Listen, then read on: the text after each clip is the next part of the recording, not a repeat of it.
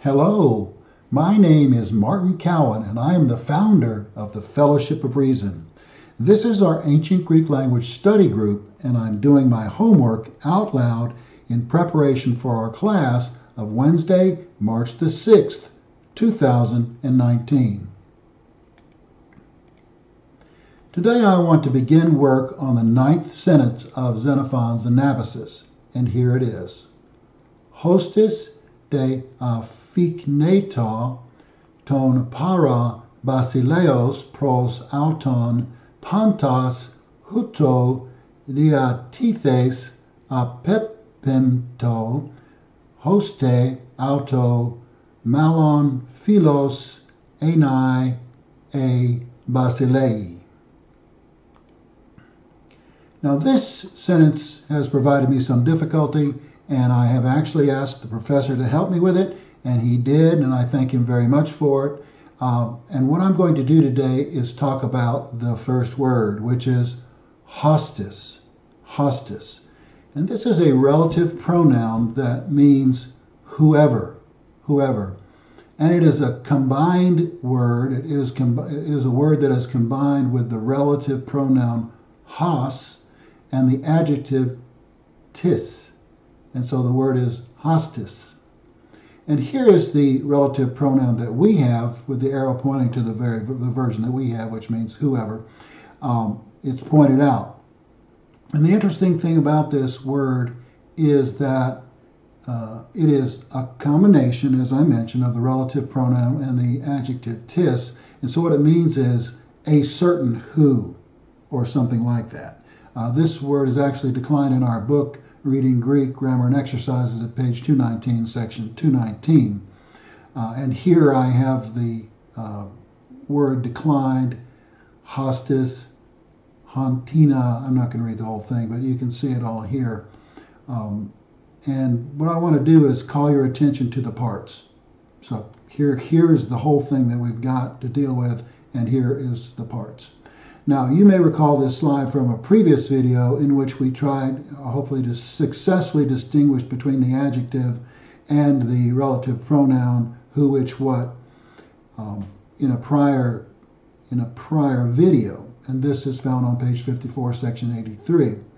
And we talked about the fact that the adjective tis and the relative pronoun tis is declined in exactly the same fashion, and the only difference is that you find an accent in the case of the relative pronoun who, which, what on the iota, and it's always an acute accent. The accents on the adjective are a little bit different, and you can see here, for example, let's just take a look at the part of the adjective that we have. It's tis, but as a relative pronoun, it is tis, but the accent is on the iota in the columns to the right. So this is somewhat confusing, and you might ask the question, as I asked myself, why are there two relative pronouns which mean the same thing, who, which, what, tis, and who, which, what, hos?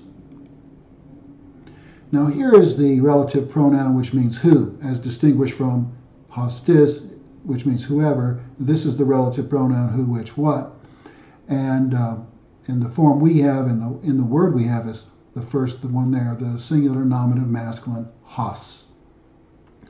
Now what's to be noted about this word is that it is almost exactly the same as the definite article, ha, he, ta. The definite article is the word the. And the only difference is that the tau is taken out, except in some instances. For example, hos, the singular nominative masculine, is actually simply ha as the definite article with no sigma. And the only difference that distinguishes, and some of these forms are exactly the same as the definite article, and the only thing that distinguishes them is the presence or absence of an accent. So ha, the word that means the, feminine, singular nominative masculine, is simply a rough breathing omicron. And the he, feminine singular nominative, is simply the rough breathing eta with no accent. And the same peculiarity occurs in the hoi and high in the plural nominative of masculine and feminine. The only difference is that there is no accent in the definite article. So these are exactly the same. All these words are exactly the same as the definite article minus the tau in general. And so here we put them back together: hostis, hontina, utinas, otini. And I'm not going to read the whole thing. This was a stumper for me when I started this sentence, and so I wanted to spend a little bit of time exploring it. Here one more time is our sentence. Hostis de aphikneto ton para basileos pros auton pantas huto diatithes apempeto hostes auto malon philos enai a basilei. All right, we'll finish the rest of that in videos to come. But in the meantime, remember that I am a beginning student of ancient Greek. I am not a teacher of ancient Greek. I only play one on YouTube. Thank you so much for watching, and see you next time.